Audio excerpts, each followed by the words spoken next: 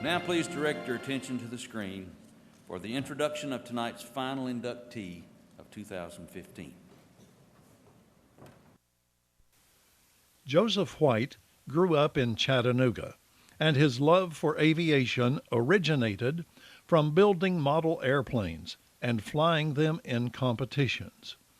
He earned the rank of Eagle Scout and attended the first Boy Scout Jamboree in Washington, D.C. in 1937, where he met First Lady Eleanor Roosevelt. Following high school, Joseph entered aviation as a cadet and college detachment student at the Tuskegee Institute, where he studied under Dr. George Washington Carver.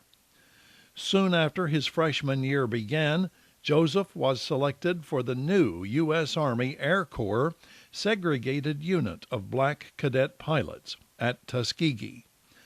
After completing his training, Joseph C. White was commissioned in the United States Air Force as a fighter pilot and assigned to the 332nd Fighter Group, better known as the Red Tails.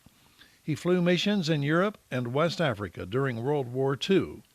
The Black Air Force, a cohesive and dedicated group, struggled with racial discrimination at home and a fearsome enemy abroad. However, White wrote, "The Red Tails flew many missions, taking bombers to their destinations and bringing them back. Out of the 200 planes we escorted, we never lost a bomber, and that is one of the things that makes me feel real good." At the conclusion of his service in the Air Force, he returned to the Tuskegee Institute as a faculty member and flight instructor. He also taught radar and electronics at Keesler Air Force Base in Biloxi, Mississippi. While a physicist and director of environmental testing at Remington Rand Univac in St. Paul, Minnesota, he engaged in testing of hardware and associated parts that would be utilized in rocketry and sent into space in the 1960s. White studied at Fisk University, the University of Tennessee, Walden University, George Peabody College, and the University of Minnesota, earning a Bachelor of Science degree, 2 master's degrees, and a Doctor of Philosophy degree during his lifetime. He taught physics, mathematics, electronics, general science, and chemistry in public schools of Tennessee. In 1959, he established the first high school electronics program in the state at Pearl Senior School in Nashville. In 1996, Dr. White was inducted into the Education Hall of Fame of Sigma Gamma Rho Sorority National Education Fund. He was a lifetime member of Tuskegee Airmen Incorporated, the Tennessee State University Alumni Association, the Tennessee Academy of Science, and Alpha Phi Alpha fraternity. For extraordinary achievement and service to aviation for Tennessee, our nation, and the world, and for his service to our country, Dr. Joseph Clyde White, Sr. is posthumously honored by and inducted into the Tennessee Aviation Hall of Fame this 7th day of November, 2015.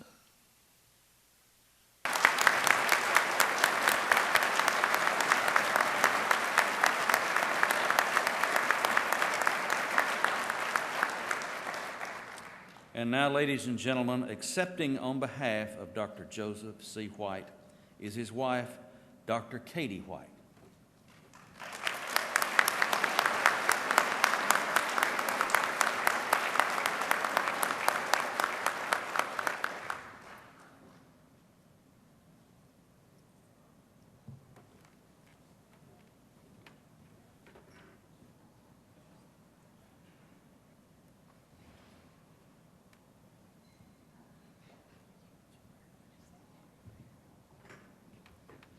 Stand right up there.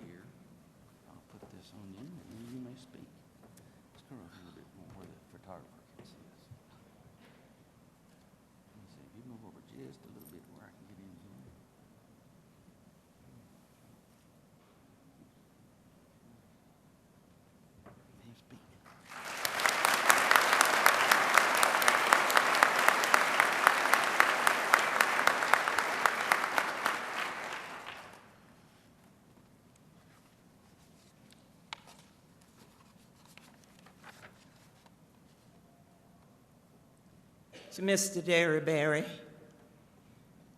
Mr. John Black, Chairman of the Tennessee Aviation Hall of Fame, Mr. Bob Mentor, founder of this wonderful organization, Mr. Edward Hatley, who saw fit to put forth the name of the late Joseph C. White to be honored at this auspicious occasion, and to Attorney Philip North, who occupies a special place that brought me to this situation.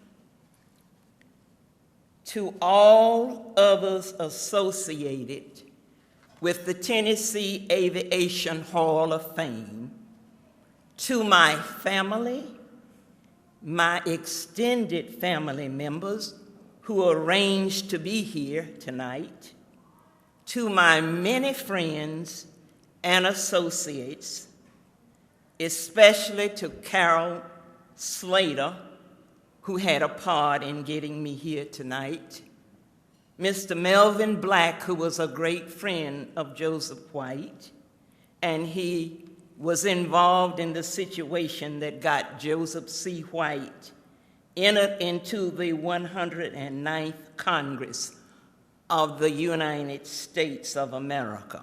He was written into the congressional record. To all others assembled, including the nieces, the nephews, the sisters, the daughters, the sons-in-law, the godchildren, the grandchildren, and the other very special of friends, thank you for being here this evening. I don't occupy the position that these gentlemen behind me occupy, for I was not involved in aviation.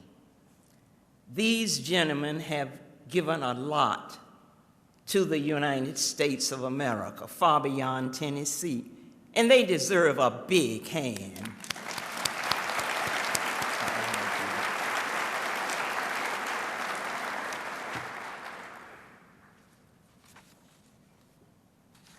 Ladies and gentlemen, I was told in high school that when you face an audience to speak, remember the 3 B's: be heard, be brief, and be gone. I hope I have been heard. If I sit now, I would have been brief, and I so would tell you I also would be gone. However, maybe, Mr. Derryberry, I will not be gone quite so quickly. For 45 years, I was a teacher, and they tell me it's a mistake to give a teacher a microphone. Seriously, ladies and gentlemen, I am pleased, I am proud, and I am overwhelmed with joy that all of you came to witness this occasion.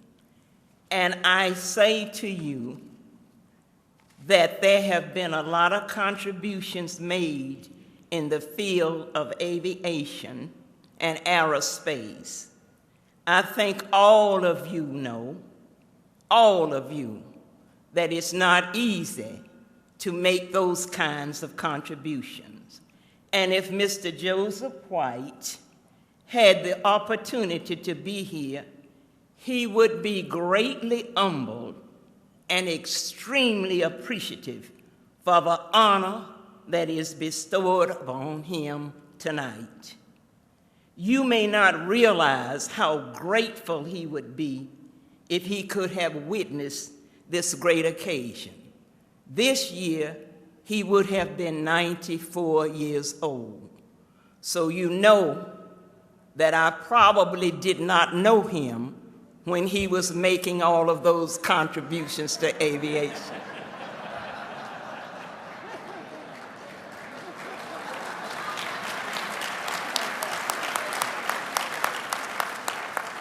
He was quite a bit older than I am, and he used to tell the people, while I was over there fighting the war, she was somewhere in pigtails playing on the sand beach. I may not have been playing on the sand beach, but I certainly was not old enough to know quite what was going on. My words seem absolutely inadequate to express how deeply moved I am to have had an opportunity to see him honored. It is virtually impossible, quite impossible, to let you know how I feel deep down within. How I wish, oh, how I wish that he could have been here in person to accept this medallion that I probably don't deserve, for it is his. This distinction brings a sense of pride to me, and I haven't done anything relative to aviation. I just got married to the guy.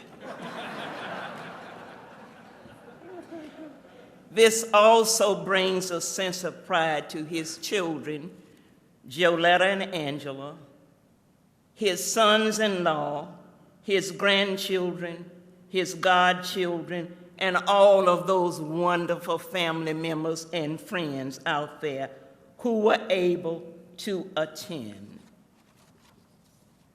And those who were not able to attend have sent good wishes. Mr. White was an aviation guy from early childhood. He fashioned planes from scrap paper, cardboard, balsa wood, and anything else that he could find. Model airplanes were part of his being, and of course, he became a cadet at Tuskegee. He studied hard. He learned to fly, and I think one of the planes was a P-51. Might have it wrong, but these gentlemen around me probably know what it was. He, along with his friends and associates there at Tuskegee, flew into history. He left a legacy, and you have been kind enough to honor those accomplishments. And Mr. White, with his humble, unassuming, and quiet attitude, would have spoken very little about this honor. It would probably be me and his associates, and probably, I know these daughters and goddaughters, Angela, Joletta, and Sandra, would have been kicking up dust and causing a fuss. That's what they always do, along with those sons-in-law. We are proud that you have honored our husband, our father, our family member, and our friend as you have inducted him into the Aviation Hall of Fame this 7th day of November, 2015, here in the city of Murfreesboro, Tennessee. Thank you so much. We cannot do what he did. He would have been glad to promote the Aviation Hall of Fame's work, and we can support you in your efforts. That's probably all we can do. And if this serves as motivation to just one individual to enter aviation or aerospace, you would have done a great work, and you would have been doing things that I know he would have supported. There's at least one person in the House that chose a major because of being associated and knowing Mr. Joseph C. White. That individual has taken up study at one of the universities, and hopefully she will graduate one day soon. Mr. White flew into the great beyond several years ago. His spirit yet remains in our hearts and in our being. If he could have been here, he would have said, "March on, Tennessee Aviation Hall of Fame, and if he could have reached back from the great beyond, we feel certain, Mr. Mentor, Mr. Black, Mr. Hadley, and all others, that he too would conscientiously support this organization for the rest of the days that could have been his. Mr. White, you cannot be with us in person, but we who yet live commend you for what you have done and what you have earned. I applaud all of you for all that has gone on. And finally, to those wonderful leaders of the Aviation Hall of Fame, may the road always rise up to meet you. May the sun ever shine in your face. May the wind blow calmly at your back. And may your aviation endeavors reach out beyond the western skies and cast shadows of success across yonder's blue horizon.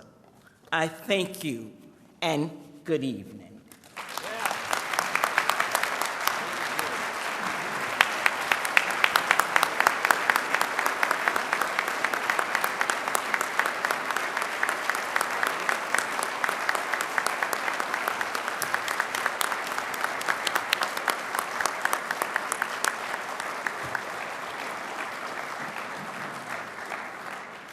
Now that's what it's all about.